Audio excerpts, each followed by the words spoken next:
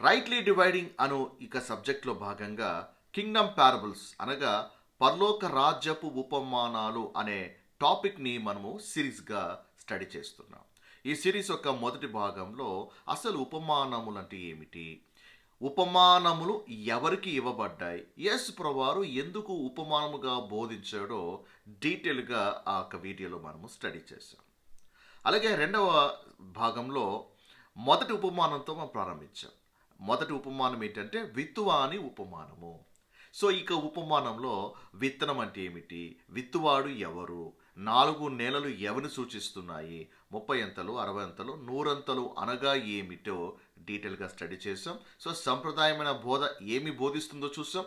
అలాగే వాస్తవానికి కూడా మనము పరిశీలన చేసాం. సో ఈ వీడియోలో రెండవ ఉపమానాన్ని మనం స్టడీ చేద్దాం. రెండవ ఉపమానం ఏంటంటే గురుగులను గూర్చిన ఉపమానము. ఈ ఉపమానాన్ని చాలా డీటెయిల్ అనాలిసిస్ని ఈ వీడియోలో మనము చేయబోతున్నాం. అలాగే ఈ యొక్క ఉపమానము బాడీ ఆఫ్ క్రైస్ట్కి అప్లై అవుతుందా లేదా కూడా మనము స్టడీ చేయబోతున్నాం. అండ్ చాలామంది ఈ యొక్క కింగ్డమ్ పారబుల్స్ని చర్చ్కి అప్లై చేస్తూ బోధిస్తుంటారు. అది ఒక సంఘంలో కూడా చాలామంది గోధుమలు ఉంటారు, కొంతమంది గురుగులు కూడా ఉంటాయి. గోధుమల్ని గురుగులు మనం వేరు చేయాలి, సంఘంలో గురువులు ఉండకోకుండా చూసుకోవాలి అన్నట్టుగా ఈ యొక్క పారబుల్ని అలాగే ఇతర పారబుల్స్ను కూడా చర్చ్కి అప్లై చేస్తూ బోధిస్తూ ఉంటారు. అర్థం చేసుకోవాలి, పారబుల్స్ ఈజ్ ఎ ప్రాఫెసీ. ఉపమానాలు, ప్రవచనాలు ఇది ఒక కథలాగా మనకు కనపడతాయేమో కానీ but parable is a prophecy. So ఇవి భవిష్యత్తులో జరగబోయే వాటిని గురించి దేవుడు ఒక మర్మముగా చెప్పాడు.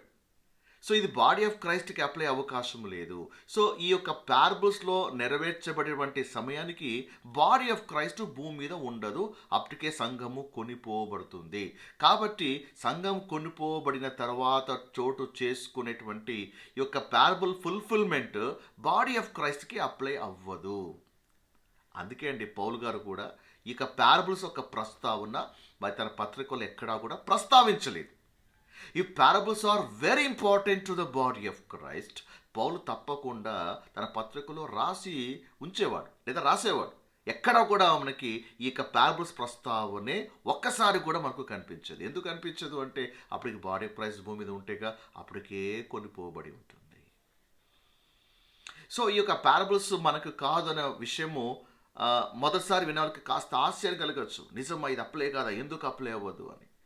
సో కొత్త వాళ్ళైతే నా ప్రీవియస్ వీడియోస్ని కూడా మీరు వాచ్ చేస్తే కంటిన్యూషన్గా మీరు ఫాలో అవుతే సబ్జెక్ట్ మీకు ఇంకా క్లియర్గా మీకు అర్థమవుతుంది. సో ఈ పారబుల్ కూడా మీకు అర్థం అవ్వాలంటే వీడియోని చివరి దాకా చూడాలి.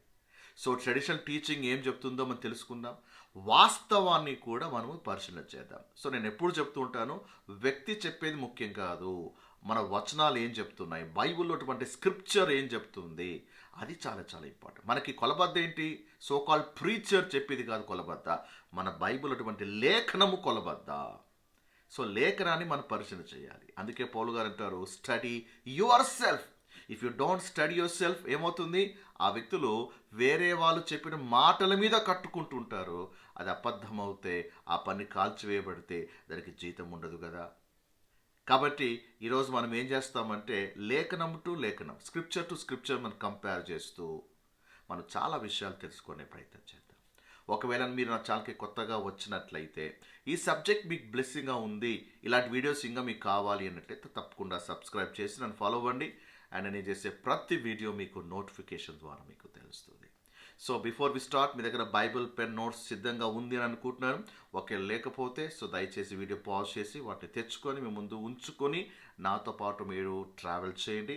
అండ్ చాలా ఓపిక్గా అండ్ చాలా అటెంటివ్గా ఈ యొక్క సబ్జెక్ట్ని వినడానికి ట్రై చేయండి.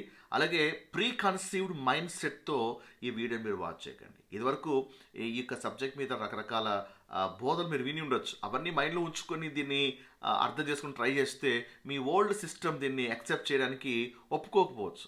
కాబట్టి ఓపెన్ మైండ్తో దీన్ని వాచ్ చేయడానికి ట్రై చేయండి.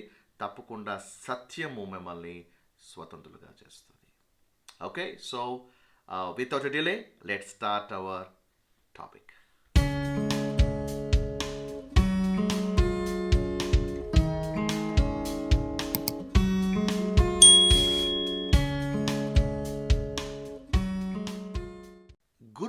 గూర్చిన ఉపమానము మనకి మత్తయి సువార్త 13వ అధ్యాయంలో కనిపిస్తుంది.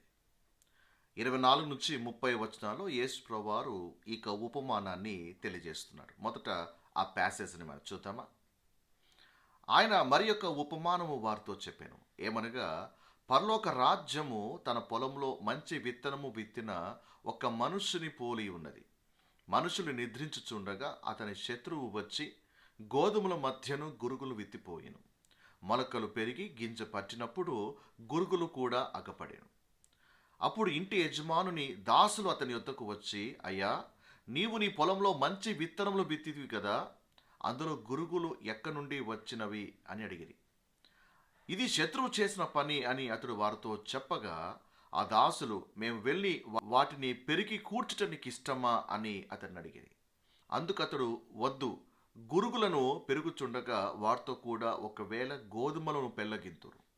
కోతకాలం వరకు రెంటిని కలిసి ఎదగనీయుడి. కోతకాలం మందు గురుగులను ముందుగా కూర్చి వాటిని కాల్చివేయుటకు కట్టలు కట్టి గోధుమలను నా కొట్టులో చేర్చి పెట్టుడని కోతగాండ్రతో చెప్పుడనెను. సో ఈ యొక్క పారబుల్ని మనము చదివాం. అయితే ఈ యొక్క పారబుల్ యొక్క అర్థం ఏంటి, వీటి భావం ఏమై ఉంటుంది అని మనము ఎక్కువగా డీప్గా థింక్ చేయాల్సిన పని లేదు. ఎందుకంటే యేసు ప్రభువారు ఈ ఉపమాన భావాన్ని ఆల్రెడీగా ఎక్స్ప్లెయిన్ చేశాడు. ఇది మనకి 36వ వచనం నుండి 43వ వచనం వరకు కనిపిస్తుంది. అప్పుడు ఆయన జనసమూహములను పంపివేసి ఇంట్లోకి వెళ్ళగా ఆయన శిష్యులు ఆయన వద్దకు వచ్చి, పొలంలోని గురులను గూర్చిన ఉపమాన భావం మాకు తెలియజెప్పమనిరి. అందుకు ఆయన ఇట్లనెను, మంచి విత్తనము విత్తనవాడు మనుష్య కుమారుడు. పొలము లోకము, మంచి విత్తనములు రాజ్య సంబంధులు, గురుగులు దుష్టుని సంబంధులు. వాటిని విత్తిన శత్రువు అపవాది. కోత యుగ సమాప్తి. కోత కోయివారు దేవదూతలు. గురుగులు ఎలాగ కూర్చబడి అగ్నిలో కాల్చివేయబడినో అలాగే యుగ సమాప్తి యందు జరుగును. మనుష్య కుమారుడు తన దూతలు పంపును. వారు ఆయన రాజ్యంలో నుండి ఆటంకములకు సకలమైన వాటిని దుర్నీతి పరులను సమకూర్చి అగ్నిగుండములో పడవేయుదురు. అక్కడ ఏడ్పును పండ్లు కొరుకుటయు ఉండును. అప్పుడు నీతిమంతులు తమ తండ్రి రాజ్యములో సూర్యుని వలె తేజలిల్లుదురు. చెవుగలవాడు వినుగాక. సో పారబుల్ చూస్తాము. పారబుల్ యొక్క మీనింగ్ కూడా ప్రభు దాన్ని ఎక్స్ప్లెయిన్ చేశాడు. ఇప్పుడు మనం ఏం చేస్తామంటే ఈ పారబుల్ ఇంకాస్త డీప్ స్టడీ చేద్దాం. డీప్ స్టడీ చేస్తేనే ఈ యొక్క పారబుల్ యొక్క అర్థం ఏంటి, అది ఏ కాలముకు వర్తిస్తుంది, ఎవరికి వర్తిస్తుందో క్లియర్గా మనకి అర్థమవుతుంది. సో 24వ వచనంను మనం ప్రారంభిద్దాం. మరి యొక్క ఉపమానము వారితో చెప్పాను. సో మొదట పారబుల్ అంటే ఏంటి, ఉపమానము అంటే ఏమిటి, ఇది ఆల్రెడీగా మనము ఫస్ట్ వీడియోలో మనము చూసాం. ఉపమానము అనగా మూర్ఖులు అర్థము చేసుకోలేని మరుగైన గూఢమైనటువంటి మాటలు. సో ఇది అజ్ఞానులకి, అవివేకులకి, లేదా రాజ్య సువార్త అంగీకరించిన వారికి అంత సులువుగా అర్థం అవ్వదు. ఇవి గూఢమైనటువంటి మాటలు అని మనం చూస్తాం. ఇంతకీ యేసు ప్రభువారు ఎందుకు పారబుల్స్గా చెప్తున్నాడు, ఉపమానంగా ఎందుకు బోధిస్తున్నాడు అంటే, to hide truth from unbelieving Israel and to reveal truth to the believing Israel. అంటే నమ్మినటువంటి యూదులకు అది విశదపరచడానికి, నమ్మని యూదులకు దాన్ని మరుగు చేయడానికే యేసు ప్రభువారు ఇక పారబుల్ రూపంలో బోధిస్తూ ఉన్నారు. ఓకే, సో ఫస్ట్ వీడియో చూస్తే మీకు క్లియర్గా అర్థమవుతుంది. అండ్ ఈ యొక్క పారబుల్ కూడా ఎవరికి బోధిస్తున్నాడు, ఈ ఉపమానాలు ఎవరికి బోధిస్తున్నాడు అంటే, అన్యులక, యూదులక, అందరికీనా అంటే it is only for the juice. ఈ మాట గమనించాలి. అప్పుడు ఆయన జనసమూహములను పంపివేసి, సో ఇక్కడ జనసమూహం అంటే ఎవరు? సాధారణంగా మనం ఏమనుకుంటామంటే ఆ జనసమూహంలో అన్యులు కూడా ఉన్నారు. ఓకే, అంటే నిబంధనలు లేనటువంటి అన్యులు కూడా ఉన్నారు, అండ్ యూదులు కూడా ఉన్నారు. యేసు ప్రభువారు కామన్గా అందరికీ దీన్ని బోధిస్తున్నాడు ఉపమానాన్ని అనుకుంటాం. కాదు. ఇక్కడ ఆడియన్స్, జనసమూహం ఎవరంటే యూదులే. ఎలా చెప్పగలుగుతాం వీళ్ళు యూదులే అని అంటే, మత్తయి సువార్త 15వ అధ్యాయము 24వ వచనం ప్రభు చెప్పినటువంటి స్టేట్మెంట్ జ్ఞాపకం చేసుకుందాం. ఆయన ఏమన్నాడు, ఇజ్రాయెల్ ఇంటి వారే నశించిన గొర్రెల వద్దకే గాని మరి ఎవరి వద్దకు నేను పంపబడలేదు. ప్రభు చాలా క్లియర్గా చెప్పాడు, నా మిషన్ ఏంటి, భూలోక పరిచర్య, నా మిషన్ ఏంటి, ఇజ్రాయేలు ఇంటి వారే నశించిన గొర్రెల యొద్దకే, కానీ మరి ఎవ్వరి వద్దకు నేను పంపబడలేదు. అంటే చాలా క్లియర్గా చెప్తున్నాడు, నేను ఇజ్రాయెల్ వద్దకు మాత్రమే పంపబడ్డాను, యూదుల వద్దకు మాత్రమే పంపబడ్డాను. So Jesus earthly ministries for the Jews. యేసు ప్రభువు ఆరోహణమైన తర్వాత అప్పుడు పౌలు ద్వారా ఆయన అన్యుల పరిచర్య ప్రారంభించాడు. భూమి మీద ఉన్నప్పుడు ఆయన యూదులకే పరిచర్య చేస్తున్నాడు, తిరిగి భూమి మీదకి వచ్చినప్పుడు కూడా ఆయన యూదుల విషయంలోనే పరిచర్య చేస్తాడు. సో యేసు ప్రభువు ఆరోహణమైన తర్వాత ఆయన అన్యుల పరిచర్య అనేది ప్రారంభించి, సో ఆ డిఫరెన్స్ ఏంటో మీకు తెలియాలి. రోమా 15:8 కూడా రాయబడింది, క్రీస్తు సున్నతి గల వారికి పరిచారకుడు, సున్నతి లేని వారికి పరిచారము చేయలేదు, సున్నతి గల వారికే ఆయన పరిచారం చేస్తాడు. సో యేసు ప్రభువారు యూదులకే పరిచయం చేశాడు. అలాగే యేసు ప్రభువు తన శిష్యులు కూడా పంపిస్తున్నప్పుడు కూడా ప్రభువుకి ఒక స్పష్టమైనటువంటి ఆజ్ఞ సూచన ఇచ్చాడు. ఏంటో తెలుసా? మీరు అన్య జనుల దారిలోకి మీరు వెళ్ళొద్దండి, సమరయుల ఏ పట్టణంలోనూ మీరు ప్రవేశించవద్దండి. ఏమండి, మరి అన్యులు కూడా రక్షించబడాలంటే అన్యుల వద్ద కూడా వెళ్ళాలి కదండి. ఎందుకు యేసు ప్రభువారు అన్యుల వద్దకు వెళ్ళొద్దంటున్నాడు? యేసు ప్రభువు సైతం కూడా నేను ఇజ్రాయెల్ ఇంటి వారి వద్దకే పంపబడ్డాను అని ఎందుకు అంత క్లియర్గా చెప్తున్నాడు? ఎందుకంటే జెంటైల్ మినిస్ట్రీ అనేది ఇంకా స్టార్ట్ అవ్వలేదు. అది ఒక మర్మము, ఓకే, అది ఒక మిస్టరీగా ఉంచబడింది. సో అన్యుల ప్రవేశము ఒక మర్మంగా ఉంచబడింది.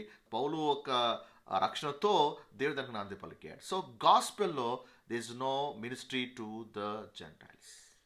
అందుకే ప్రభు అన్నాడు, ఇజ్రాయేలు వంశంలోని నశించిన గొర్రెలకి వెళ్ళండి. సో నేను ఎలాగైతే వెళ్ళానో మిమ్మల్ని కూడా నేను అలాగే పంపుతున్నాను అని ప్రభు చెప్పాడండి. కొందరు అంటారు, అవునండి కరెక్టే, యేసు ప్రభువారు మరి సిలువ మీద మరణించేంత వరకే మరి అలాంటి స్పష్టమైనటువంటి భేదం పెట్టుకున్నారు. యేసు ప్రభువారు ఆరోహణమైన తర్వాత ఆ డిఫరెన్స్ ఏం లేదండి, అది ఆ బ్యారియర్ అంతా తొలగిపోయిందండి, కాబట్టి ఇది వర్తించది అని చాలామంది అనుకుంటూ ఉంటారు. ఏమిటంటే అపోస్తకారం 7వ అధ్యాయం వరకు కూడా అన్యుల పరిచర్య స్టార్ట్ అవ్వలేదు. నా స్టార్టింగ్ వీడియోలో మధ్యగోడ అటువంటి వీడియో చూడండి, అక్కడ మీకు అర్థమవుతుంది. యాక్ట్స్ 7th చాప్టర్, పౌలు రక్షణ కంటే ముందు వరకు కూడా అన్యుల మినిస్ట్రీ స్టార్ట్ అవ్వలేదు. మరి యేసు ప్రభువారు శిలువ మీద మరణించిన తర్వాత ఆరోహణం అయిన తర్వాత వెంటనే ఆ డిఫరెన్స్ తొలగిపోయిందని ఎలా అనుకుంటున్నారు? ఒక రెఫరెన్స్ చూడండి, ఒకసారి ఆ రెఫరెన్స్ చూపిస్తాను, అది ఒకసారి మీరు బాగా పరిశీలన చేయండి. యోహాను సువార్త 20:21, అప్పుడు యేసు, మరలా మీకు సమాధానము కలుగునుగాక, తండ్రి నన్ను పంపిన ప్రకారము నేను మిమ్మల్ని పంపుచున్నానని వారితో చెప్పాను. యేసు ప్రభువారు ఈ స్టేట్మెంట్ని ఎప్పుడు చెప్తున్నాడు? యేసు ప్రభువారు అప్పటికి ఆరోహణమయ్యాడు. ఆరోహణమైన తర్వాత తన శిష్యులకు చెప్తున్నాడు. ఏ విధంగా పంపుతున్నాడు?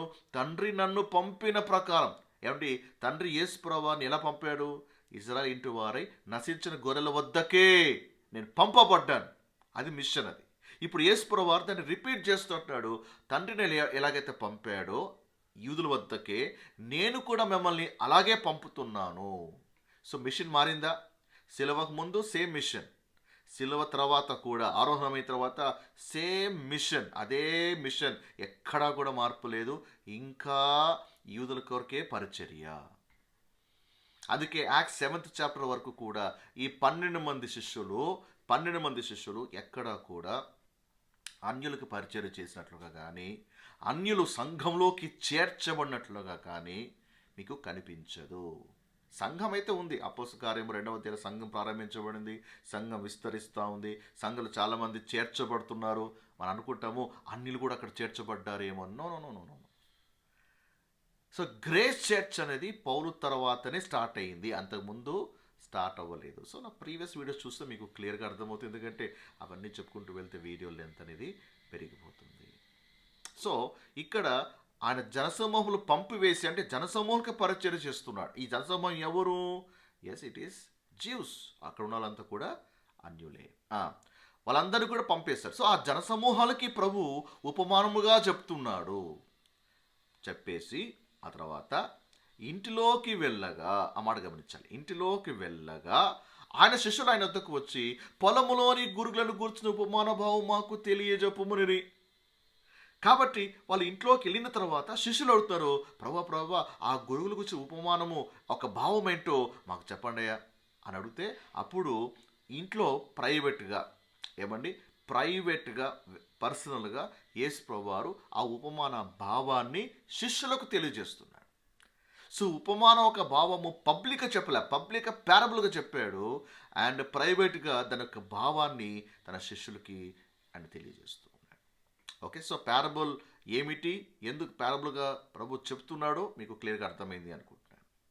ఇప్పుడు రెండవది, వాట్ ఈస్ ప్యారబుల్ అబౌట్? అసలు ఈ ఉపమానము దేని గురించి అనేది మనం తెలుసుకోవాలి.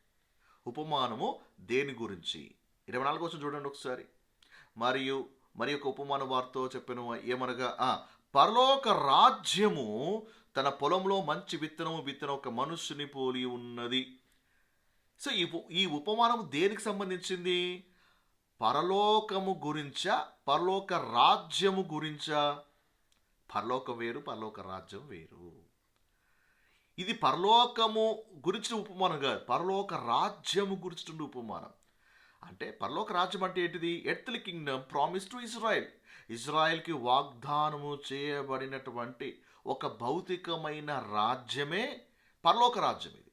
సో మీరు దానియేలు గ్రంథం 2వ అధ్యాయము, దానియేలు గ్రంథం 7వ అధ్యాయంలో చూసినట్లయితే మీకు క్లియర్గా అర్థమవుతుంది. పరలోకం దేవుడు తానే ఒక రాజ్యాన్ని ఆయన భూమి మీద స్థాపించబోతున్నాడు, ఫిజికల్ కింగ్డమ్.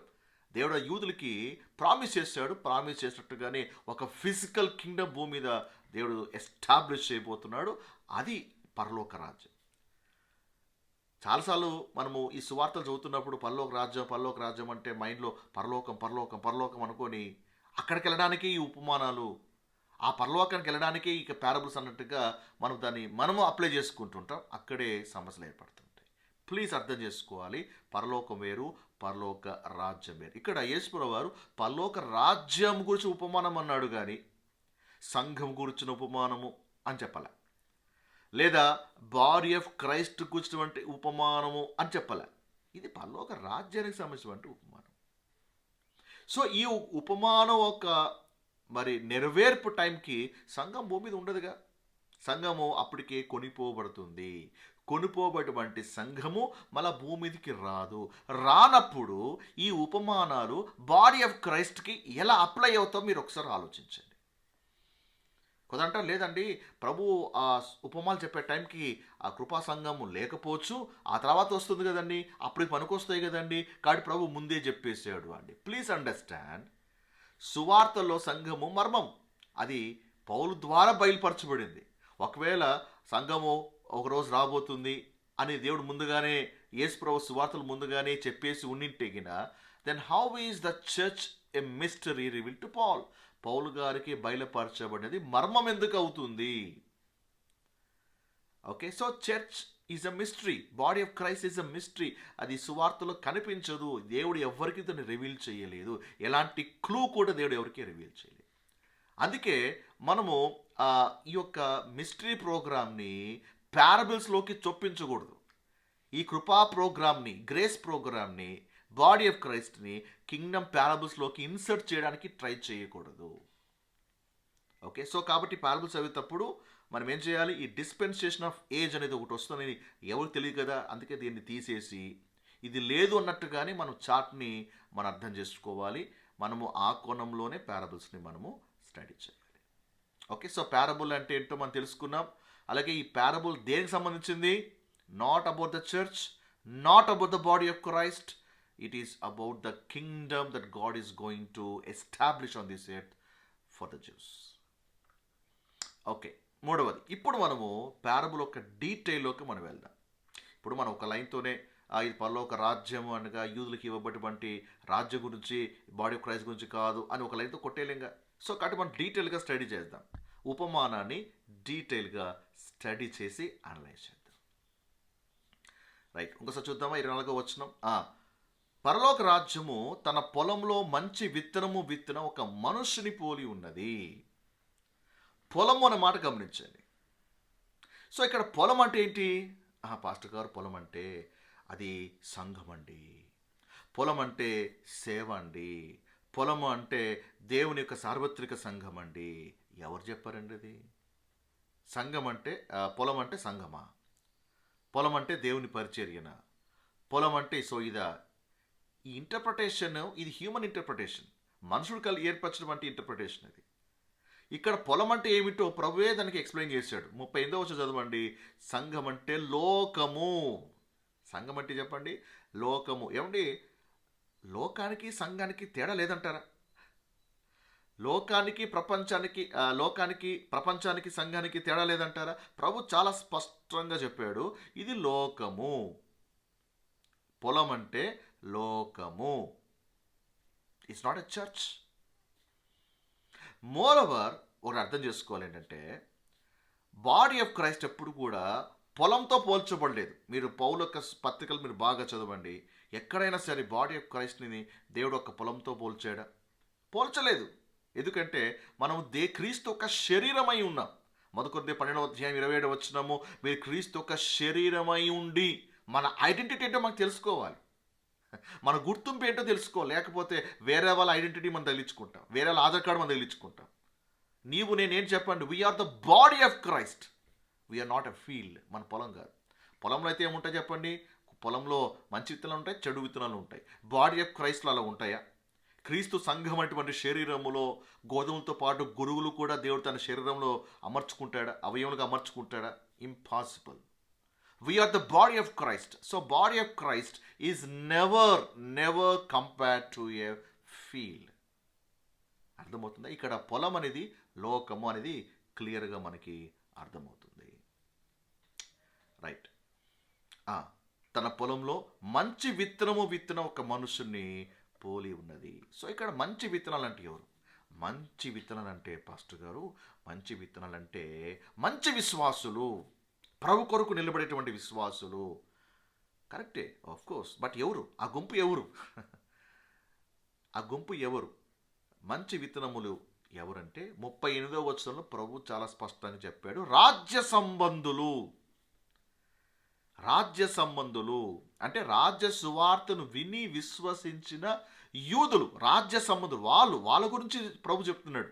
వాళ్ళు మంచి విత్తనం. రాజ్య సంబంధులు అన్నాడు కానీ పరలోక సంబంధులు అని ప్రభు చెప్పాడా?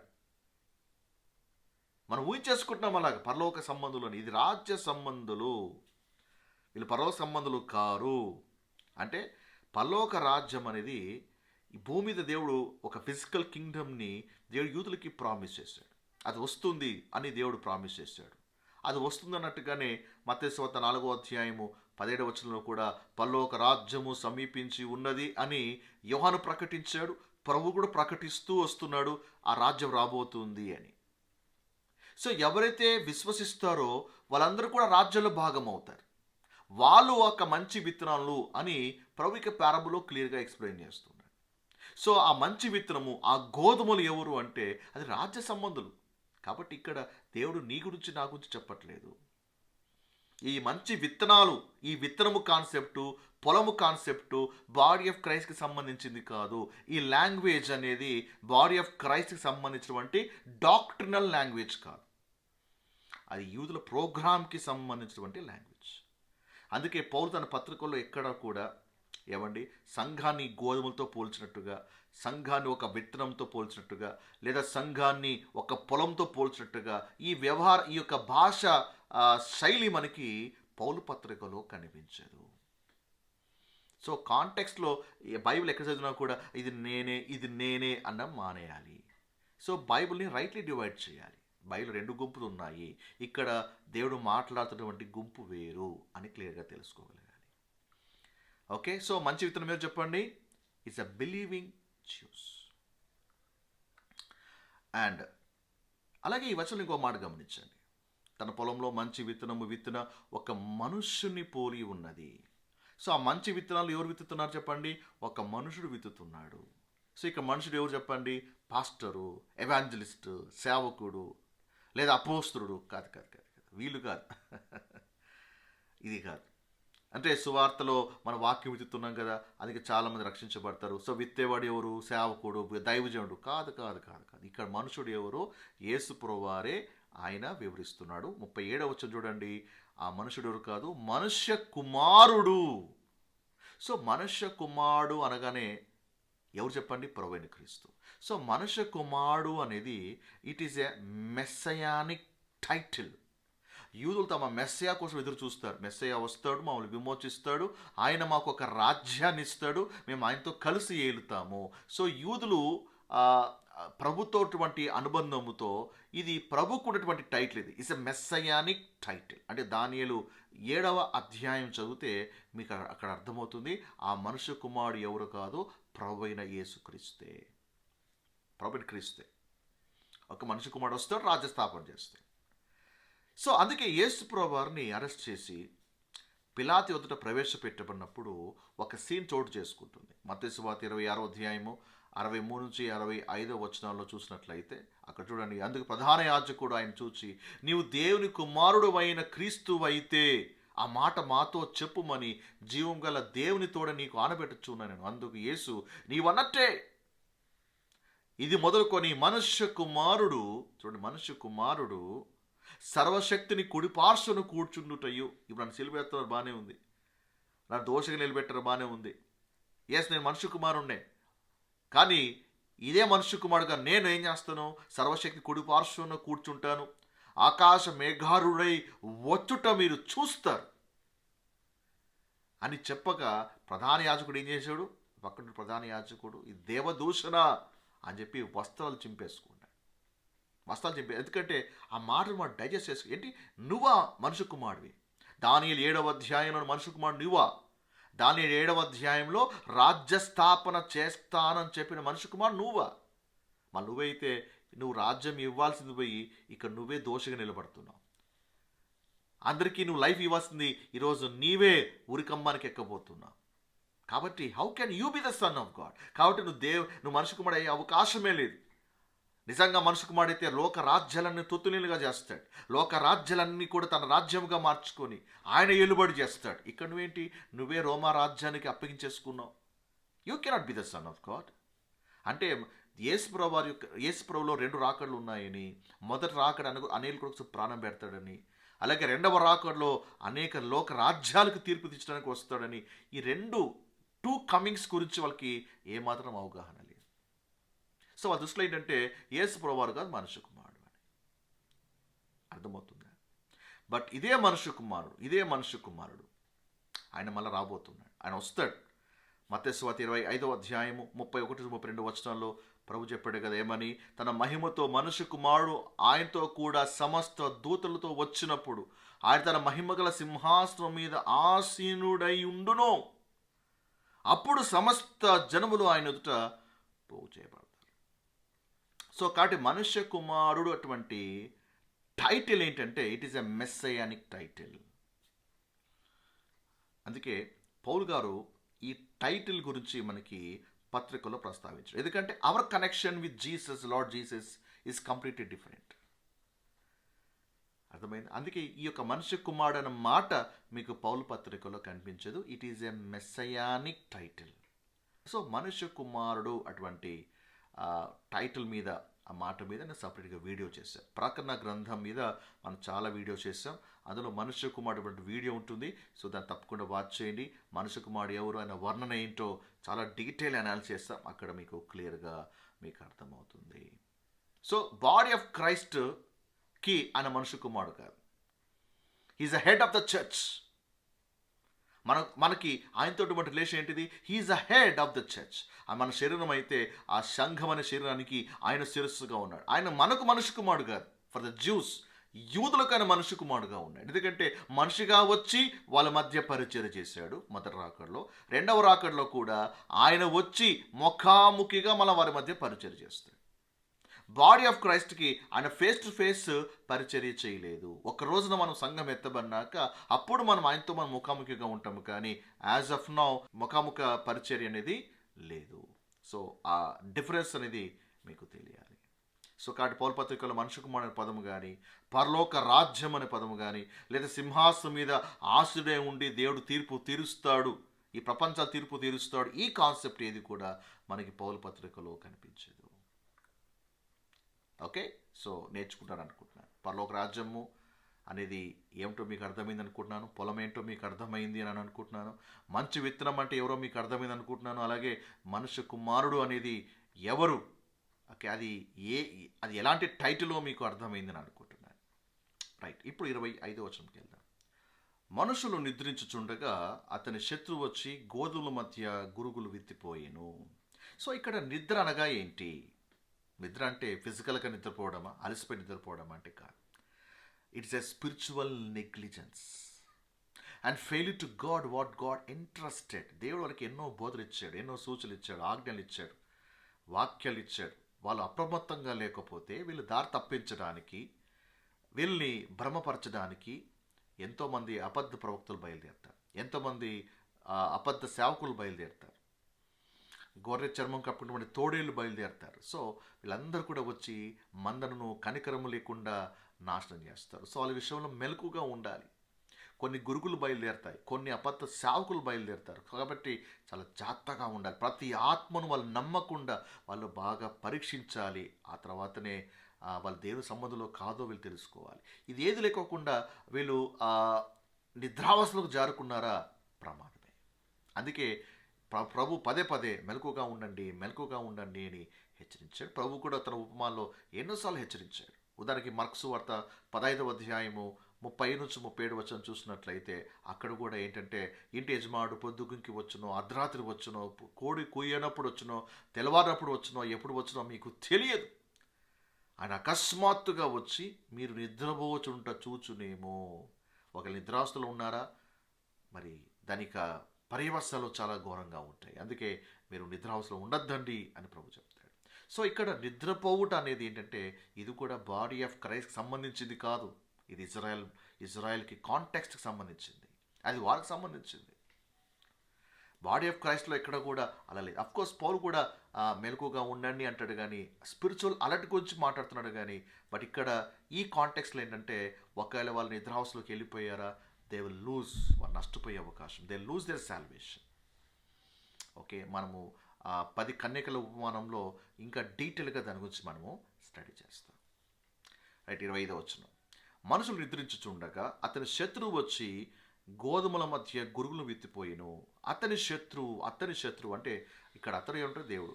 ఆ దేవుని శత్రువు ఎవరు చెప్పండి, అపవాది. 38వ వచనంలో శత్రువు అంటే ఎవరో ప్రభు చాలా క్లియర్గా చెప్పాడు, అపవాది. అపవాది ఏం చేశాడు చెప్పండి, తన సీడ్ని విత్తుతున్నాడు, అంటే గురుగులు విత్తుతున్నాడు. అంటే enemy has his own seed. దేవుడు విత్తనం విత్తుతున్నాడు, వీళ్ళంతా కూడా గాడ్లీ సీడ్. అపవాది కూడా ఒక విత్తనం ఉంది, వాడు కూడా తన విత్తనాల్ని నాడుతూ ఉన్నాడు. ఏమండి, అపవాది కూడా విత్తనం ఉన్నాయా?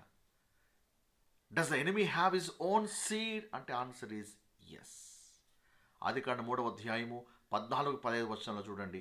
అందుకు దేవుడు యెహోవా సర్పముతో, నీవు దీన్ని చేసినందుకు పశువులన్నిట్లోనూ భూజంతులన్నిట్లోనూ నీవు శపింపబడిన దానవై, నీవు కడుపుతో ప్రాకుచు నువ్వు బ్రతుకు దినలన్నీ మన్ను తిందువు. సో సర్పం అంటే ఎవరు చెప్పండి, ఘటాసర్పము. మనకు పడగంధంలో కనిపిస్తుంది. సో ఘటాసర్పము, అపవాది. సో ఇవంతా కూడా ఒకటే, శత్రువే. 15వ వచనం. మరియు నీకును స్త్రీకిని నీ సంతానమునకు, అంటే ఇక్కడ నీ సంతానం ఎవరు, సర్ప సంతానము అంటే డెవిల్ సీడ్. నీ సంతానం, ఇంగ్లీష్ చూడండి, అక్కడ సంతానం అన్న మాటకు అక్కడ సీడ్ అని రాయబడి ఉంది. దై సీడ్ అండ్ యువర్ సీడ్ అంటే స్త్రీ సంతానము, నీ సంతానము. అంటే డెవిల్కి సంతానం ఉందంటే ఆన్సర్ ఇస్ ఎస్. సో దేవుని సంతానం ఎవరు, దేవుని మాట విని ఆయన వెంబడించాలంతా కూడా దేవుని సంతానం. ఓకే, అపవాది సర్ప సంతానం అంటే ఎవరు అంటే, ఎవరైతే దేవుని మాటకు లోబడరు, దేవుని మాట వినరు, అంగీకరించరు, అవిధేయత చూపుతారో వాళ్ళందరూ కూడా సర్ప సంతానమే. వాళ్ళు యూదులైనప్పటికీ కూడా. ఇక సర్ప సంతానం అంటే యూదులు కానివారు కాదండి. వాళ్ళు యూదా మతంలో పుట్టినా, యూదా మతంలో ఉన్నా, యూదా మతాన్ని అవలంబిస్తున్నా, కానీ యేసుని మెస్సయ్యగా అంగీకరించక త్రోషేస్తూ స్వనీతిని స్థాపింపబూనుకొనుచు ముందుకెళ్తూ ఉంటారు చూసారా, వాళ్ళందరూ కూడా సర్ప సంతానమే. అందుకే యోహాను సువార్త 8వ అధ్యాయంలో చూడండి, 39వ వచనంలో అక్కడ యూదులు అంటారు కదా, వారు ఆయనతో మా తండ్రి అబ్రహాము. ఏమండి, మా తండ్రి అబ్రహాం అండి, మేము అబ్రహాము పిల్లలమండి, మేము అబ్రహాము పనులు చేస్తామండి అని చాలా గర్వంగా మాట్లాడుతూ ఉంటే, అప్పుడు 41వ వచనంలో ప్రభు అంటాడు, మీరు మీ తండ్రి క్రియలే చేర్చున్నారని వారితో చెప్పాను. మీరు అబ్రహాము పిల్లల, మీరు నేను సత్యము చెప్తే మీరు చంపడానికి ట్రై చేస్తున్నారు. అది అబ్రహాం అలా చేయలేదు. మీరు మీ తండ్రి క్రియలే చేర్చున్నారు. అదేంటది, వీళ్ళు అబ్రాహాము పిల్లలం అంటున్నారు కదా, ఇక్కడ ప్రభు అంటాడు మీ తండ్రి క్రియలే చేర్చున్నారు అంటే వీళ్ళు కూడా అబ్రాహాము సంతానం అనే కాదు. మీ తండ్రి క్రియలంటే అక్కడ తండ్రి ఎవరు? 44 వచనం, మీరు మీ తండ్రి యగు అపవాది సంబంధులు. అపవాది సంబంధులు. సో ఆది నుంచి వాడు ఏం చేస్తున్నాడు? ఆది నుంచి వాడు అబద్ధమునకు జనకుడై ఉన్నాడు. సో వాడి నేచర్ మీరు కూడా ఫాలో అవుతారు, తిరుగుబాటు చేస్తారు, లోబడట్లేదు. కాబట్టి మీరంతా కూడా ఎవరు? యూదా మతంలో పుట్టినప్పటికీ కూడా మీరు అపవాది సంబంధులు. మీరు సున్నతి చేసుకోవచ్చు, ధర్మశాస్త్రం పాటించవచ్చు, సమాజ మందిరాలకు వెళ్ళొచ్చు, ఏమంటే పండగలు చేసుకోవచ్చు, బట్ స్టిల్ మీరంతా అపవాది సంబంధులే. అంటే ఇక్కడ యేసు ప్రభువారు ఇద్దరిని కూడా వేరు చేస్తున్నాడు. దేవుని సంతానాన్ని అలాగే అపవాది సంతానాన్ని వేరు చేసి చెప్తున్నాడు. ఎవరు దేవుని సంతానము? లోబడిన వారు. ఎవరు అపవాది సంతానం? లోబడిని వారు. వీళ్ళంతా కూడా ఎవరు అంటే అపవాది సంతానమే. కాబట్టి లినియేజ్ ఈ spiritual and not physical. Just because ఆ వంశంలో పుట్టినంత మాత్రాన, గోత్రంలో పుట్టినంత మాత్రాన వాళ్ళందరూ కూడా దేవుని బిడ్డలు అనుకుంటే ఎలాగా? కాదు. యేసు ప్రభు చాలా క్లియర్గా చెప్తున్నాడు. కాబట్టి సాతాను పిల్లలంతా ఎవరు? వాళ్ళు కూడా యూదులై ఉంటారు, కానీ వాళ్ళు సాతాను పిల్లలే. యూదులుగా ఉంటారు, సాతాను పిల్లలే. ధర్మశాస్త్రం పాటిస్తూ ఉంటారుగా, సాతాను పిల్లలే. సమాజ మందిరాల్లో ఉంటారు, కానీ సాతాను పిల్లలే. వాళ్ళ గురించి ప్రభు ఇక్కడ పారబుల్లో మాట్లాడుతున్నాడు. అంతేగాని ఇక్కడ ఇక సంఘంలో ఉన్నటువంటి వాళ్ళందరూ కూడా ఇదిగో చూడు గురుగులు, వీళ్ళంతా కూడా ఇట్లా ఉన్నారు, వాళ్ళంతా గురుగులు లాంటి వాళ్ళు. దేవుడు వాళ్ళ గురించి మాట్లాడట్లేదు. ఇక్కడ మాట్లాడుతున్నటువంటి ఆ గుంపు ఎవరైతే ఉన్నారో వాళ్ళంతా కూడా దేవుడి మాటకు లోబడి వారు. ఆ గుంపు గురించి మాట్లాడుతూ. సో కాబట్టి సాతాను ఏం చేస్తున్నాడంటే, చూడండి, ఎప్పుడు నాడుతున్నాడు వీళ్ళని? ఎప్పుడు నాడుతున్నాడు? నిద్రించుచుండగా. అంటే ప్రజలు అప్రమత్తంగా లేకపోతే, ఆడియన్స్ అప్రమత్తంగా లేకపోతే, శత్రువు వచ్చి సైలెంట్గా వచ్చి ఆ గురుగుల్ని నాటుతాడు. అంటే he plant his false children సీక్రెట్గా. అంటే నాటినప్పుడు అది ఎవరికి తెలియదు. వాడు అపవాది పిల్లల సంగతి ఎవరికి తెలియదు. వాళ్ళు ఒకటిగానే ఉంటాడు, యూదులుగానే ఉంటారు, వాళ్ళతో పాటుకి అంతా కలిసి వర్షిప్ చేస్తూ ఉంటారు, అంతగానే ఉంటారు. స్టార్టింగ్లో ఏ మాత్రము డిఫరెన్స్ తెలియదు, ఎవరికి కూడా తెలియదు. అంటే అంతగా కలిసిపోయి ఉంటారు. అపవాది చూడండి చాలా స్టార్టింగ్గా వాడు ఎప్పుడు కూడా ఓపెన్గా చెప్పి, ఇదిగో నేను ఆ సేవకుని పంపిస్తున్నాను. ఇప్పుడు ఓల్డ్ టెస్ట్మెంట్లో దేవుడు పలానా వ్యక్తిని పంపిస్తున్నాను ఓపెన్గా చెప్పుంటాడు. సేవకుని పంపిస్తున్నాను, ఒక ప్రవక్తను పంపిస్తున్నాను. కానీ అపవాది ఎప్పుడు అలా చేయడు. వాడు ఎప్పుడు రహస్యముగానే వాడి యొక్క మెసెంజర్స్ని నాటేస్తూ ఉంటాడు. Okay, yes. సో వాడి ప్లాన్ ఏంటంటే సత్యాన్ని ట్విస్ట్ చేయాలి, సత్యాన్ని ట్విస్ట్ చేయాలి. సత్యంలోకి రాకోకుండా అడ్డుకుంటాడు. ఒకవేళ వచ్చాడా, ఒక వ్యక్తి సత్యంలోకి వచ్చాడు అంటే ఆ సత్యాన్ని ట్విస్ట్ చేసి బోధించాలి. అమ్మో, ఇది చాలా డేంజరస్. ఇది twisting the truth is always అందుకే డాక్ట్రిన్స్ విషయంలో చాలా జాగ్రత్తగా ఉండాలి, చాలా జాగ్రత్తగా ఉండాలి. అంత వాక్యమే అని అనుకుని భ్రమపడితే మనం మోసపోతాం. ఆయా బోధ దేవుని బోధ కాదో తెలుసుకోగలగాలి. 26వ వచనం, మొలకలు పెరిగి గింజ పట్టినప్పుడు గురుగులు కూడా అగపడెను. ఎప్పుడు ఈ గురుగులు ఎప్పుడు అగపడతాయి తెలుసా? మొలకలు పెరిగి గింజ పట్టినప్పుడు తెలుస్తుంది, ఓహో ఇవి గురుగులు, ఇవి గోధుమలు అని. అంటే ఎర్లీ స్టేజ్లో ఏవి గోధుమలు ఏవి గురుగులు తెలుసుకోవడం అనేది అసాధ్యము. మీకు ఒక పిక్చర్ చూపిస్తే చూడండి, ఆల్మోస్ట్ ఐడెంటికల్ సిమిలర్గానే మీకు కనిపిస్తుంది. కానీ డిఫరెన్స్ ఎప్పుడు కనిపిస్తుంది అంటే పెరిగి గింజ పట్టినప్పుడు. ఓకే, అంటే గ్రో అయ్యి ఒక దశకు వచ్చినప్పుడు అప్పుడు అర్థమవుతుంది, ఓహో ఇది గురుగులు ఇది గింజలు. అప్పటికే రెండు కలిసి పెరిగిపోయి ఉంటాయి. అంటే ఇక్కడ గోధుమలు ఎవరు అంటే ఎస్ యూదులు, ఇక్కడ గురుగులు ఎవరు అట్లా అంటే ఫాల్స్ జ్యూస్. యూదులు కాకయే తాము యూదులమని చెప్పుకొనుచు ప్రకటన గ్రంథము 2వ అధ్యాయంలో మనము నికోలాయితు బోధలో మనం చూస్తున్నాం. వాళ్ళంతా యూదులు కారు, కానీ యూదులైన చెప్పుకుంటారు అంతా. సో కాబట్టి కేర్ఫుల్గా ఉండండి, ఇలాంటి వాళ్ళు ఉంటారు, కేర్ఫుల్గా ఉండండి అని యేసు ప్రభువు పదే పదే ఆ గురుగుల గురించి మాట్లాడుతున్నాడు. ఇక్కడ he's not talking about those who are in the body of Christ. అంటే బాడీ ఆఫ్ క్రైస్ట్లో గురుగులు ఉంటారా? బాడీ ఆఫ్ క్రైస్ట్లో గురుగులు ఉంటారా? బాడీ ఆఫ్ క్రైస్ట్ ఉన్నవారు ఎవరు కూడా గురుగులు లేరు. ఒకవేళ గురుగులు ఉంటే దేవుడు వారిని తన శరీరముగా ఎందుకు మార్చుకుంటాడు చెప్పండి? దేవుడు వారిని ఎందుకు తన శరీరంగా మార్చుకుంటాడు? I'm talking about the stand, not about the state. ఒక వ్యక్తి రక్షించుకున్నప్పుడు తన స్టాండ్ ఏంటి? He's righteous, he's holy. I'm not talking about he state. Stand దగ్గర తన స్టేట్, నేను స్టేట్ గురించి మాట్లాడట్లేదు. I'm talking about he stand. Body of క్రైస్ట్లో ఏమండి ఎవరు కూడా మరి గురువులు కారు, నీతిమంతులు, పరిశుద్ధులు, దేవుడు వారిని అలాగే చూస్తున్నాడు. అఫ్కోర్స్ మనుషుల ఫ్లాస్ ఉండొచ్చు, అది వాళ్ళ స్టేట్. మనుషులు తప్పిదాలు ఉండొచ్చు, అది వాళ్ళ స్టేట్. ఎందుకంటే వాళ్ళ స్టేట్ వాళ్ళ స్టాండ్కి తగ్గట్టుగా లేకపోవచ్చు. దేవుడు చూసేది ఏంటిది? Stand, not the state. ఎందుకంటే దేవుడు క్రియలు బట్టి ఇవ్వలేదుగా నీతి, క్రియలు బట్టి ఇవ్వలేదు కదా రక్షణ. Praise God. So stand state గురించి మన ప్రియసులు క్లియర్గా మనము చూసాం. ఓకే, సో గురువులు మనకి బాడీ ఆఫ్ క్రైస్ట్లో కనిపించారు. 4 గోడల మధ్యలో లేదా ఒక ఫెలోషిప్లో అక్కడక్కడ అలా ఉంటారు కానీ, but in the body of క్రైస్ట్లో అయితే గురువులు అనే వాళ్ళు లేరు. గోధుమల మనము కాదు, గురువులు కాదు, మనమంతా కూడా క్రీస్తు ఒక అవయములై ఉన్నాము. అంతేగాని నేను గోధుమ, వాడు గురువు నేను గోధుమ, మనం ఆ గురువులు మనం ఏరేయాలి, వాళ్ళని బయటికి పంపించేయాలి, వాళ్ళు ఇట్లా చేయాలి, వాళ్ళు అట్లా చేయాలి. దయచేసి వేరే వాళ్ళ ఆధార్ కార్డు ఎందుకు తగిలించుకుంటాం? We are the member in his body. Okay, కాబట్టి ఏదైనా ఈ యొక్క ప్యారబుల్ని చర్చ్కి అప్లై చేస్తూ ఎవరైనా బోధిస్తుంటే గురువులు ఇట్లా ఉంటారు చాలా జాగ్రత్తగా అంటే, it is an a wrong teachings. అందుకే ఆ టీచింగ్ విషయంలో మనం చాలా జాగ్రత్తగా ఉండాలి. 27వ వచనం. అప్పుడు ఇంటి యజమానుని దాసులు అతని యుద్ధకు వచ్చి, అయా నీవు నీ పొలంలో మంచి విత్తనంలో విత్తితివు కదా, అందులో గురుగులు ఎక్కడి నుండి వచ్చినవి?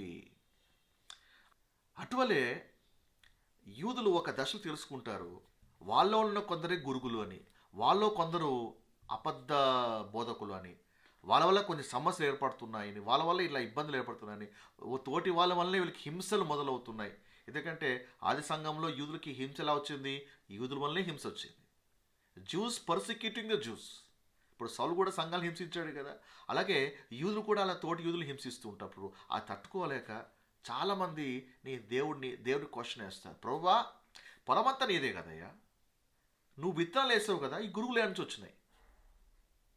అర్థమైందా? సో ఇలాంటి క్వశ్చన్ ఏంటి తెలుసా? అంటే వీళ్ళ యొక్క భావన ఏంటి అంటే, మేము స్ట్రగుల్ అవుతున్నాం కదా, ఈ దుష్టులు ఎక్కడి నుంచి వచ్చారు? ఇలాంటి క్వశ్చన్ ఏమంటారు తెలుసా? This a question of theodicy అంటారు. థియోడిసీ అంటే ఏంటంటే defending God's goodness and justice despite the existing of evil. అంటే చెడు జరుగుతున్నా, కీడు జరుగుతున్నా కూడా ఏమంటే దేవుని యొక్క మంచితనము, దేవుని యొక్క న్యాయం కోసము నిలబడేవాళ్ళు. అయితే ఇప్పుడు వీళ్ళకి ఒక ప్రశ్న బయలుదేరింది, ఇంత జరుగుతున్నప్పుడు ప్రభువా ఎందుకు జరుగుతుంది ఇలాగా? ఆ హింసలు తట్టుకోలేక, టార్చర్ తట్టుకోలేక, ప్రభువా ఏదయ్యా నీ మందులో ఉండి ఇలా చేశాడంటయ్యా, ఈ సమాజంలో ఉండి ఈ వ్యక్తి ఇలా చేస్తాడంటే ఎందుకయ్యా నువ్వు ఇలా అలౌ చేస్తున్నావు? నువ్వు మంచి విత్తనాలు కదా వేసావు, ఇలా గురుగులు ఎప్పుడు మార్చబడ్డాయి?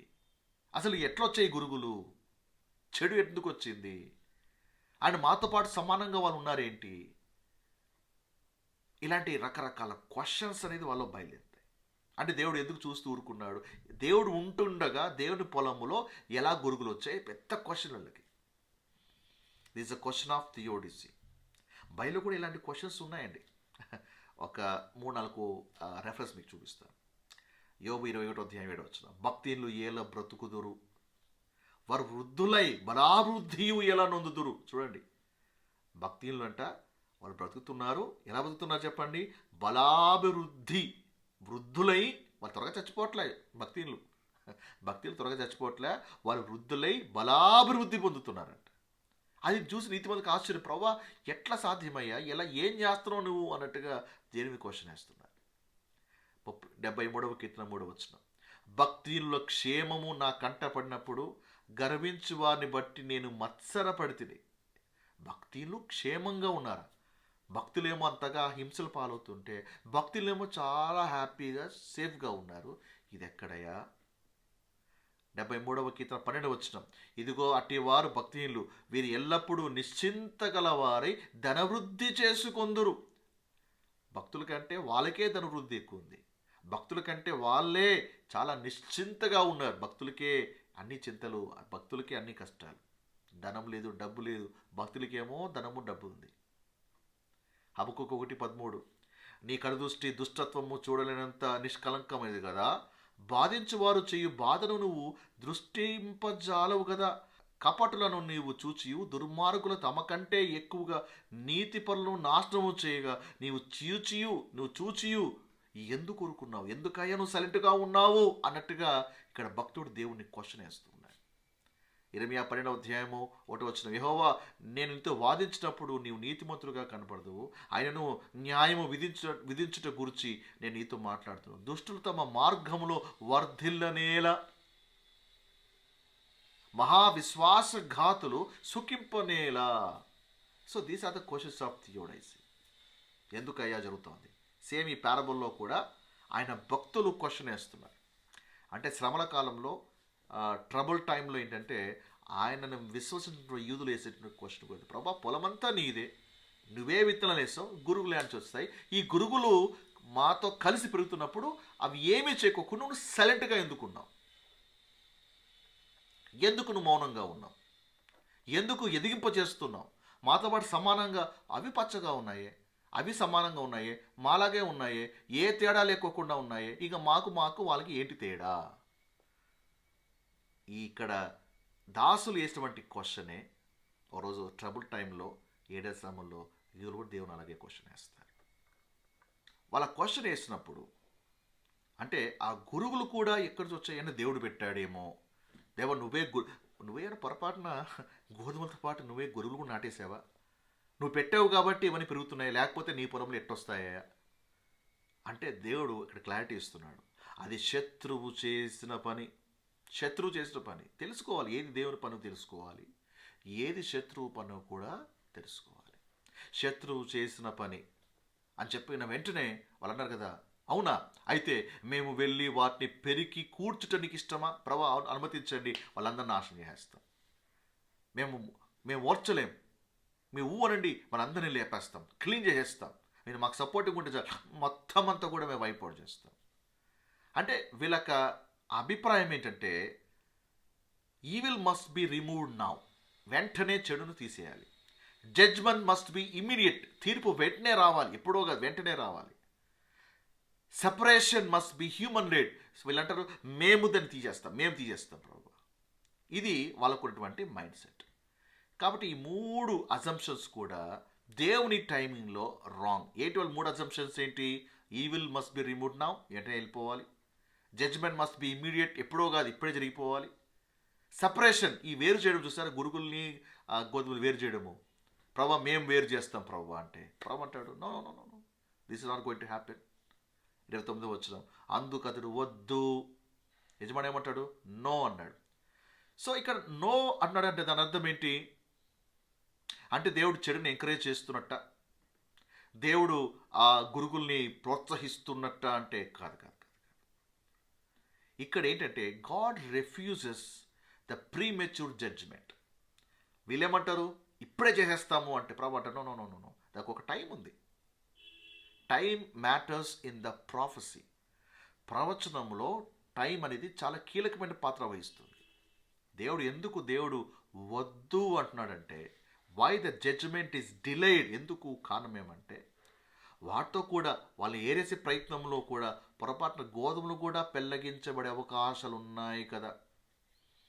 కాబట్టి ఈ రెండు ఒకే రకంగా ఉన్నాయి, అవుట్ సైడ్ రెండు ఒక రకంగా ఉన్నాయి. వీళ్ళు బయట దాన్ని బట్టి గోధుమలు కూడా గురుగులను భావించి వారిని లేపేస్తే, బయట అపీరెన్స్ బట్టి కదా. కాబట్టి ఎర్లీ స్టేజ్లో ఇది ఉండకూడదు. కాబట్టి ప్రభు అంటాడు వెయిట్, ఇది సమయము కాదు ఇది. అయితే ఆ టైం ఏంటిది? ఏంటి ఆ టైం ఎప్పుడు వస్తుంది? 30వ వచనంలో ప్రభు హింటిస్తున్నాడు, కోతకాలం వరకు రెండింటిని కలిసి ఎదగనీయుడి. సో ఇక్కడ కోతకాలం అంటే ఏంటిది? 39వ వచనం ప్రభు ఆల్రెడీగా దాని గురించి ఎక్స్ప్లెయిన్ చేశాడు. యుగ సమాప్తి అంటే ఏంటిది?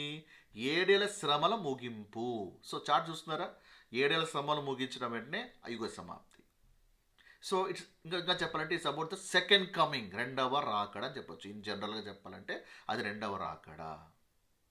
సో అది అప్పుడు జరుగుతుంది. అది ఏది? సపరేషన్, గోధుమలు గురుగులు వేరు చేయడము అంటే నమ్మినటువంటి యూదులు నమ్మని యూదుల్ని వేరు చేసే ప్రక్రియ ఎప్పుడు మొదలవుతుంది అంటే రెండవ రాకడలో జరుగుతుంది. అంతవరకు ప్రభు అంటాడు ఉండనివ్వండి, ఎదగనివ్వండి. అంటే దేవుడు వాళ్ళని ఎంకరేజ్ చేసినట్టు కాదు గురుగుల్ని. దేవుడు ఒక టైం పెట్టాడు దాన్ని, ఆ టైం వచ్చినప్పుడు రెండవ రాకడ దేవుడు దాన్ని వేరు చేస్తాడు. సో ఇది ఇక్కడ యుగ సమాప్తి అంటే it's the end of the age, it is not the end of the planet. ఇక భూమి యొక్క అంతము కాదు, ఇది యుగం యొక్క సమాప్తి. భూమి యొక్క సమాప్తి కాదు, యుగం యొక్క సమాప్తి. ఆ యుగము ఓకే, రాబో యుగం అని ఏమైతే ఉందో ఆ సమాప్తి అనేది రెండవ రాకడలో కంప్లీట్ అవుతుంది. ఓకే, కాబట్టి అంతవరకు ఎదగనీయండి అంటే దాని అర్థం ఏంటంటే evil is not ignored, it is scheduled. దేవుడు ఆ టైంకి షెడ్యూల్ చేసాడు, అంతేగాని దేవుడు ఇగ్నోర్ చేసినట్టు కాదు. అండ్ ఇక్కడ ఇంకో మాట గమనించాలి. కోతకాలం మందు గురుగులను ముందుగా కూర్చి వాటి కాల్చివేయటకు కట్టెలు కట్టి గోధుమలు నా కొట్లో చేర్చి పెట్టుడని కోతగాండ్రతో చెప్పుడు. నేను కోతగాండ్రతో, ఇక్కడ కోతగాండ్ర అంటే ఎవరు? రెండవ రాకడ వస్తుంది. రెండవ రాకడ వచ్చిన తర్వాత గురుగుల్ని గోధుమల్ని వేరు చేసే బాధ్యతను దేవుడు ఎవరికి ఇస్తున్నాడు? కోతగాండ్రకి ఇస్తున్నాడు. ఇక్కడ కోతగాండ్ర అంటే ఎవరు?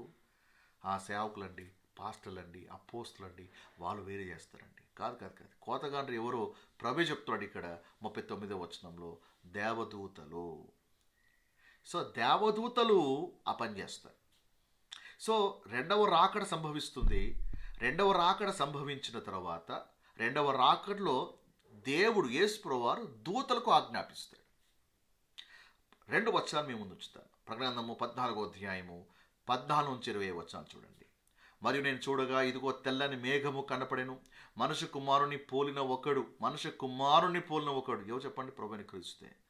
ఆ మేఘము మీద ఆసుడై ఉండెను, ఆయన శిరస్సు మీద సువర్ణ కిరీటమును, చేతిలో వాడిగల కొడవలి ఉండెను. కొడవలి ఎందుకు? కొడవలి కోత కొయ్యడానికి. కోతకాలం వచ్చింది కదా, కోయాలి.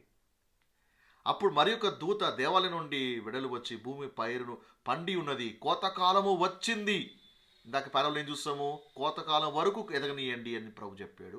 ఇప్పుడు ఇక్కడ దూత అంటున్నాడు, కోతకాలము వచ్చింది, నీ కొడవలి పెట్టి కోయమని గొప్ప స్వరముతో ఆ మేఘం మీద ఆసుడై ఉన్నవానితో చెప్పాను. 16వ వచనం, మేఘం మీద ఆసుడై ఉన్నవాడు తన కొడవలి భూమి మీద వేయగా భూమి పైరు కోయబడెను. సో దేవుడు ఏం చేస్తాడు? ఆ కొడవల్ని భూమి మీదకి వేసాడు. దాని అర్థం ఏంటి? కోసిపారేయండి. సో ఎగ్జాక్ట్గా అదే జరుగుతుంది. మత్తయి సువార్త 24వ అధ్యాయము 31వ వచనం చూడండి, ఒకసారి బాగా గమనించండి. అప్పుడు మనుష్య కుమారుడు, ఇక్కడ మనుష్య కుమారుడు ఎవరు అంటే ప్రభువుని క్రీస్తే, సూచన ఆకాశమందు కనపడను. ఆకాశమందు కనపడు. ఏమంటే ఇది ర్యాప్చరా? సెకండ్ కమింగా? It's not rapture. ర్యాప్చర్ అయితే అందరికి ఏమంటే యేసు ప్రభువు ర్యాప్చరు ప్రపంచమంతా కూడా కనపడుతుందా? కనపడదు. ఎందుకంటే ఇది సీక్రెట్. ఇది రెండవ రాకడ. ఈ సూచన ఆకాశం ముందు కనపడుతుంది. అప్పుడు మనుష్య కుమారుడు ప్రభావముతోను మహామహిమతోను ఆకాశ మేఘారుడై వచ్చుట చూచి భూమి మీదున్న సకల గోత్రముల వారు రొమ్ము కొట్టుకుంటారు. అంటే రెండవ రాకడ అందరికీ గుడ్ న్యూసా అంటే అందరికీ గుడ్ న్యూస్ కాదు. ఎందుకంటే కొందరికి బ్యాడ్ న్యూస్ కూడా. అందుకే కదా మరి సకల గోత్రముల వారు రొమ్ములు కొట్టుకుంటారు. This is not a rapture scene. అప్పటికే సంఘము కొనిపోబడి ఉంటుంది. ఏమంటే ఇది ర్యాప్చర్ అయితే చెప్పండి, ఆయన రాకడ మనకి బ్లెస్సెడ్ హోపా లేకపోతే రొమ్ములు కొట్టుకునే సీనా? అది రొమ్ము కొట్టుకునే సీన్ కాదు. ర్యాప్చర్లో ఎవరు ఆ పని చేయరు. ఇది రెండవ రాకడ సంబంధించింది. అండ్ మరియు ఆయన గొప్ప బోరతో తన దూతల్ని పంపును. వీళ్ళే కొత్తగాండ్రు. తన దూతలు పంపును. వాళ్ళు ఏం చేస్తారు? వారు ఆకాశం యొక్క ఈ చివరి నుండి ఆ చివరి వరకు నలుదిక్కులుండి ఆయన ఏర్పరచుకున్న వారిని పోగు చేస్తారు. దేవుడు పోగు చేస్తాడు. సో రెండవ రాకడలో జరిగేటువంటి సీన్ ఏంటి అంటే, ఆయన వచ్చిన తర్వాత రెండవ రాకడలో దూతల్ని పంపుతాడు. దూతల ద్వారా ఏమండి గురుగుల్ని గోధుమల్ని వేరు చేస్తాడు. అంటే నమ్మిన యూదుల్ని అవిధేయులటువంటి యూదులు వేరు చేస్తాడు. అది దూతలు చేసే పని. ఇక్కడ పారబుల్ ఏంటి? లాస్ట్లో అంటున్నారు, ప్రభా మీకు ఇష్టమైతే మేము ఇప్పుడే 2 వేరు చేసేస్తామయ్య అంటే ప్రభా నో, ఇది హ్యూమన్ ఎఫర్ట్స్తో జరిగేది కాదు. ఇది మీ వల్ల జరిగే కార్యం కాదు. ఒక టైం ఉంది. ఆ టైం వచ్చినప్పుడు అది కూడా నేను దూతలతో చేయిస్తాను. అది మీ వల్ల జరిగేది కాదు. So judgment is initiated by the son of man, not by servants. And there is no human led cleansing movements. ఇక్కడ సేవలు అన్నారు, ప్రభా మేము చేసేస్తాం ప్రభా, మేము ఇది చేస్తాం ప్రభా అంటే నో, ఇది మీ వల్ల జరిగేది కాదు. అది దేవుడే కార్యం చేస్తాడు. అందుకే చెప్పుడే నేను ఎవరితో చెప్తాడు యజమానుడు? కోతగాండ్రతో చెప్తాడు, దాసులతో కాదు చెప్పేది. ఇక్కడ ఒక విషయం అర్థం చేసుకోవాలి. గురుగుల్ని గోధుమల్ని దేవుడు వేరు చేస్తున్నది. ఇక్కడ గురుగులు గోధుమలు ఎవరు అంటే believing juice and unbelieving juice. అంతేగాని బాడీ ఆఫ్ క్రైస్ట్లో దేవుడు కొందరిని బయటికి వేస్తాను, నేను కొందరిని లోన్ తీసుకెళ్తాను, సంఘంలో ఉన్న దేవుడు గోధుమల్ని సంఘంలోని గురుగుల్ని వేరు చేస్తాను, దేవుడు సంఘం గురించి మాట్లాడట్లేదు ఇక్కడ. Is not speaking about those in the body of Christ. So కాబట్టి కాంటెక్స్ట్ని అర్థం చేసుకోవడానికి మనం ట్రై చేయాలి. ఇక్కడ వేరు చేసేటువంటి సందర్భంలో అసలు క్రైస్తవులు ఉంటారు? ఇక్కడ బాడీ ఆఫ్ క్రైస్తవులు ఉన్న వాళ్ళు ఈ సీన్లో ఉంటారా? రెండవ రాకడికి అప్పుడే సంఘం ఎత్తబడి ఉంటుంది. ఏమంటే ర్యాప్చర్లో నమ్మిన వాళ్ళు అందరూ ఎత్తబడతారా? నమ్మిన కొందరు ఎత్తబడతారంటే అందరూ ఎత్తబడతారు. అందుకే ర్యాప్చర్ వీడియోస్ చూడాలి. నా వీడియోస్ యొక్క ప్లేలిస్ట్ నాకు యూట్యూబ్ ఛానల్లో ఉంది, దాన్ని వాచ్ చేయండి. ర్యాప్చర్ అనేది ఎప్పుడు జరుగుతుంది, డెస్టినేషన్ అనే వీడియో చూడండి. అక్కడ చాలా డీప్ సబ్జెక్ట్ అక్కడ కవర్ చేశారు. Okay, right. అండ్ దూతలు ఆ ప్రక్రియ అంటే దేవుడు ఆజ్ఞయిస్తాడు, యేసుప్రభువు ఆజ్ఞయిస్తాడు, మనుష్య కుమారుడుగా ఆయన ఆజ్ఞ ఇచ్చినప్పుడు దూతలు ఆ ప్రక్రియ మొదలు పెడతారు. దూతలు చేసేటువంటి మొదటి పని ఏంటి తెలుసా? గురుగులను ముందుగా కూర్చి. ఆ మాట గమనించండి. వాళ్ళు ఏం చేస్తారు చెప్పండి? గురుగులను ముందుగా ఫస్ట్ గోధుమ జోలికి వెళ్ళరు, ఫస్ట్ గురుగుల జోలికి వెళ్తారు. అంటే దేవుడు మొదట గురుగుల్ని డీల్ చేస్తాడు, దుష్టుల్ని తొలగిస్తాడు. 41వ వచనంలో వాళ్ళందరినీ కూడా సపరేట్ చేస్తాడు. ప్రభు చేసిన రెండవ రాకులో ప్రభు చేసిన పని ఫస్ట్ దుష్టుల్ని దేవుడు లేపేస్తాడు, క్లీన్ చేస్తాడు. రాజ్య ప్రవేశం లేకోకుండా ఫస్ట్ వాళ్ళందరినీ క్లీన్ చేసి తక్కిన వాళ్ళందరినీ రాజ్యంలోకి అనుమతిస్తాడు. So removal precedes the restoration. Removal precedes the restoration. అది ఇంపార్టెంట్. అండ్ చూడండి, కాల్చివేయటకు కట్టలు కట్టి. ఇక్కడ 2 పదాలు కనిపిస్తున్నాయి. సో ఫస్ట్ కాల్చివేయాలంటే ఫస్ట్ ఏం చేయాలి? కట్టలు కట్టాలి. కట్టలు కట్టుట అంటే ప్రిపేరింగ్ ఫర్ జడ్జిమెంట్. సో దేవతలు ఏం చేస్తారు?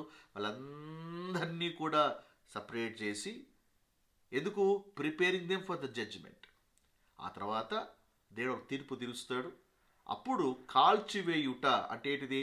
Final remove of from the kingdom. చివరిగా వాళ్ళందరినీ కూడా రాజ్యం నుంచి దేవుడు తీసేసి దేవుడు అగ్నిగుండంలో పంపిస్తాడు, అగ్నిగుండంలో పంపించేస్తాడు. అదే రెండవ మరణం. ప్రకటన 21వ అధ్యాయము 8వ వచనంలో చూసినట్లయితే అది రెండవ మరణము. అగ్నిగంధకంతో మండు గుండములో వాళ్ళు పాల్పొందరు, అది రెండవ మరణము. ఏట రెండవ మరణము? ప్రకటన 20వ అధ్యాయము 14వ వచనము, మరణము మృతుల లోకము అగ్నిగుండంలో పడవేయబడును. ఈ అగ్నిగుండము రెండవ మరణము. సో ఈ రాజ్యంలో వాళ్ళు ఉండకోకుండా దేవుడు అందరినీ కూడా అగ్నిగుండంలోకి పంపించేస్తాడు. బ్యానిషింగ్ ఫ్రమ్ ద కింగ్డమ్. వాళ్ళు ఎవ్వరు కూడా రారు. అర్థమైందా? సో ఈ కట్టలు కట్టి కాల్చి వేసేది ఎవరిని? గురుగులని. ఆ గురుగులు ఎవరు? Unbelieving Jews, not those in the body of Christ. అర్థమవుతుందా? అది గమనించాలి. అయితే సాధారణంగా ప్రజలకి ఒక డౌట్ వస్తుంది. మీరు ఈ క్వశ్చన్ విన్నారో లేదో తెలియదు, కానీ తరచుగా కొందరు వేస్తుంటారు, కొందరు డౌట్ కూడా వస్తుంది. ఏంటంటే అసలు అగ్నిగుండాన్ని దేవుడు ఎవరి కోసం సిద్ధం చేశాడు? మనుషుల కోసం సిద్ధం చేశాడా? అంటే దేవుడు మనుషుల కొరకు అగ్నిగుండాన్ని దేవుడు తయారు చేశాడా? దేవుడు అంత శాడిస్టా అన్నట్టుగా కొంతమందికి అలాంటి ఆలోచన ఉంటుంది. దేవుడు పని కట్టుకొని మనుషుల్ని అగ్నిగుండానికి పంపిస్తున్నాడు అని. అర్థం చేసుకోవాలి, తెలుసుకోవాలి. ఏంటంటే దేవుడు అగ్నిగుండాన్ని సిద్ధం చేసింది మనుషుల కొరకు కాదు. మత్తయి సువార్త 25వ అధ్యాయము 41వ వచనం చూడండి. అప్పుడు ఆయన ఎడవైపున్న వారిని చూచి శపించబడిన వారులారా. అంటే ఇక్కడ ఎవరు? ఎడవైపు ఉన్న వాళ్ళు ఎవరు? మేకలు, గొర్రెలు, మేకలు. గొర్రెలు అంటే ఎవరు, మేకలు అంటే ఎవరు ఆల్రెడీ మనము ఒక వీడియోలో చూసాం. ఎవరు గొర్రెలు ఎవరు మేకలు అది చూడండి. గొర్రెలు అంటే క్రైస్తవులు, మేకలు అంటే అవిశ్వాసులు. మన గురించి కాదు ఇది. ఇక్కడ మేకలు అంటే అన్బిలీవింగ్ జ్యూస్. వాళ్ళు చూసి అంటున్నాడు, శపించబడిన వాళ్ళారా నన్ను విడిచి అపవాదికిని వాని దూతలకు సిద్ధపరచబడిన, అపవాదికి వాడి దూతలకు సిద్ధపరచబడిన నిత్య అగ్నిలోకి పోండి. చెప్పండి, ఈ యొక్క నిత్యాగ్ని ఎవరికో సిద్ధం చేయబడింది? అపవాదిగా వాడి దూతలకి. ఒరిజినల్గా దేవుడు దాన్ని వాళ్ళ కొరకు డిజైన్ చేశాడు. అయితే మరి వాళ్ళకు వత్తాసు పలుకుతూ వాళ్ళ సైడ్ తీసుకున్నటువంటి వాళ్ళు కూడా ఆటోమేటిక్ దానిలోకి వెళ్ళిపోతారు. అంటే they are choosing their path. దేవుడు వారు పంపించట్లే. దేవుడు నమ్మక ఏమండి అపవాదం నమ్ముతూ, వాడి యొక్క ప్రవక్తలు నమ్ముతూ, అబద్ధ బోధలు నమ్ముతూ ఏమండి రక్షించబడక వారి సైడ్ తీసుకున్నారు చూసారా, వాళ్ళే డిసైడ్ చేసుకున్నారు మేము ఈ దారిలో వెళ్తున్నాము అని. కాబట్టి దేవుడు ఎవరు నరకాన్ని పంపించాడు, అది మనుషుడు తీసుకున్నటువంటి నిర్ణయం. దేవుడు దాన్ని గౌరవిస్తాడు. అంతేకాని దేవుడే నరకానికి ఎవరు పంపించట్లేదు. ఒకవేళ నేను నరకానికి వెళ్ళే ఇష్టం నీకు లేకపోతే బిలీవ్ ఇన్ గాడ్, నమ్ము. దేవుడు నమ్మితే నువ్వు ఆ నరకానికి వెళ్ళవు. నమ్మకపోతే you are choosing that path. అది నువ్వు ఎన్నుకున్నటువంటి మార్గము, మనుషుడు ఎన్నుకున్నటువంటి మార్గం. అది దానికి దేవుడు ఎలా బాధ్యతతో ఒకసారి ఆలోచించండి. ఓకే, సో రాజస్థాపన కంటే ముందు ఈ గురులన్నిటినీ కూడా దేవుడు తొలగిస్తాడు. తొలగించి గోధుమలను నా కొట్టులో చేర్చి, గోధుమలు ఎవరు? Believing juice. బిలీవింగ్ జ్యూస్ అంటే రాజ్యాన్ని నమ్మినటువంటి వాళ్ళు, వాళ్ళందరూ కూడా కొట్లోకి చేర్చబడి. ఇక్కడ కొట్టు అంటే ఎవరు అట్లా అంటే ఆయన రాజ్యము, ఆయన స్వాస్థ్యము, దేవుడు వారికి ఏమైతే సిద్ధం చేశాడో అందులోకి వీళ్ళు చేర్చబడతారు. ఆ గోధుమలు చేర్చబడతాయి. అర్థమవుతుందా? సో ఇది సినారియో అండి. ఎప్పుడైతే చేర్చబడతారో అప్పుడు 43 వచనం, అప్పుడు నీతిమంతులు తమ తండ్రి రాజ్యంలో సూర్యుని వలె తేజరిల్లుదురు. సో డానియల్ 12:3 ప్రాఫెసీ అప్పుడు నెరవేర్చబడుతుంది. సో పారబుల్ మీకు అర్థమైంది అనుకుంటున్నాను. సో ఈ పారబుల్లో జరిగేటువంటి సంఘటనలకి బాడీ ఆఫ్ క్రైస్ట్ ఉంటుంది ఆ టైంకి అంటే ఉండదు, సంఘం కొనిపోబడి ఉంటుంది. సో పారబుల్ అనేది ఏంటంటే, పారబుల్ ఇస్ ఎ ప్రాఫెసీ. చాలామంది పారబుల్ని ప్రాఫెసీగా చూడరు. ఈ దేవుడు మాతో మాట్లాడుతున్నాడు, మనతో ఎందుకు మాట్లాడుతున్నాడు? అక్కడ ఆడియన్స్ ఎవరు? జ్యూస్. అది కాబట్టి కొన్ని ఏం చేయాలి, కొన్ని మనము యూతుల కోణంలో స్టడీ చేయాలి. ఎందుకంటే అది వేరే గుంపుకు చెప్పబడింది. దాన్ని డాక్టర్గా నువ్వు అప్లై చేసుకుంటే డాక్టరల్ ఇష్యూస్ వస్తాయి. కాబట్టి ఈ పారబుల్ మీకు అర్థమైందని అనుకుంటున్నాను. నాకు తెలిసి ఈ పారబుల్ని ఈ కోణం మీరు ఫస్ట్ టైం మీరు వింటుంటారు. యాక్చువల్లీ ఇది వాస్తవం. ఈ పారబుల్ వాస్తవం ఉంది అని మీరు గ్రహిస్తున్నారా? అంగీకరిస్తున్నారా? అంగీకరిస్తుంటే కింద మీరు వాట్సాప్లో మీ అభిప్రాయం తెలియజేయండి. ఇక్కడ ఎక్కడా సొంత వ్యాఖ్యానం లేదే, ఎక్కడా సొంత ఇంటర్ప్రిటేషన్ లేదే. వర్డ్ ఏం చేసాము? రైట్లీ డివైడ్ చేసాం. సో పారబుల్ అంతా విన్నారు కదా. ఎక్కడైనా సరే బాడీ ఆఫ్ క్రైస్ట్కి అప్లై అవుతుంది అన్నట్టుగా మీకేమైనా అనిపిస్తుందా? అనిపిస్తే మీ అభిప్రాయాల కింద కామెంట్ సెక్షన్లో తెలియజేయండి. ఒకవేళ మీరు ఫస్ట్ టైం విని ఇందులో సత్యం ఉంది అని మీరు నమ్ముతున్నట్లయితే దాన్ని ఏం చేయాలి? దీన్ని సరిగా మన సంఘాల్లో బోధించాలి. మన ఆడియన్స్కి మనం టీచ్ చేయాలి. ఎవరైతే పారబుల్స్ని ఇది మనకే అని ఎవరైతే బోధిస్తున్నారో they are not rightly divided. They are confusing the body of Christ. మనకు తెలియక చాలాసార్లు ఇలాగా మనం బోధించాం. తెలియనప్పుడు అన్నీ కలిపేసి బాడీ ఆఫ్ క్రైస్ట్ ఉద్దేశం ఇప్పుడు మనం తెలుసుకున్నాం. కాబట్టి మనం నేర్చుకోవడమే కాదు, చాలామందికి తెలియపరచాలి. సో మీరు కూడా ఈ వీడియో విన్న తర్వాత అది మీ వరకే ఉంచుకోకండి. దాన్ని ఏం చేయాలి? చాలామందికి షేర్ చేయండి. ఎవరైనా సరే ఇంకా అదే అభిప్రాయంలో ఉంటే విత్తువాని ఉపమానం మనకే, గురుగుల ఉపమానము అది బాడీ ఆఫ్ క్రైస్ట్కే అన్నట్టుగా బోధిస్తుంటే కనీసము మీకు చెప్పే రాకపోతే ఈ వీడియోస్ అన్న వాళ్ళకి షేర్ చేయండి. కనీసం ఈ వీడియో చూసి కాస్త కొంతమందిని తెలుసుకోవడానికి అవకాశం ఉంటుంది. Okay, so hope you're blessed. మీరు దీవించబడ్డారు అనుకుంటున్నాను. అండ్ మీరు నిజంగా నేర్చుకుంటున్నారైతే, బ్లెస్ అవుతున్నట్టయితే మీ సమయం తీసుకొని మీ స్పందన కింద కామెంట్ సెక్షన్లో తెలియజేయండి. తెలియజేసేటప్పుడు అది ఎంకరేజ్మెంట్గా ఉంటుంది. రెండవది మన వీడియో బూస్ట్ అవ్వడానికి మీరు పరోక్షంగా సాయం చేసిన వాళ్ళు అవుతారు. Okay, so thank you for watching this video. And next వీడియోలో ఇంకొక పారబుల్తో మనము కలుద్దాం. అది బ్యూటిఫుల్ పారబుల్. అది అక్కడ కూడా చాలా విషయాలు మనం నేర్చుకోబోతున్నాం. Okay, so thank you for watching this video, and till we meet in the next video, God bless you.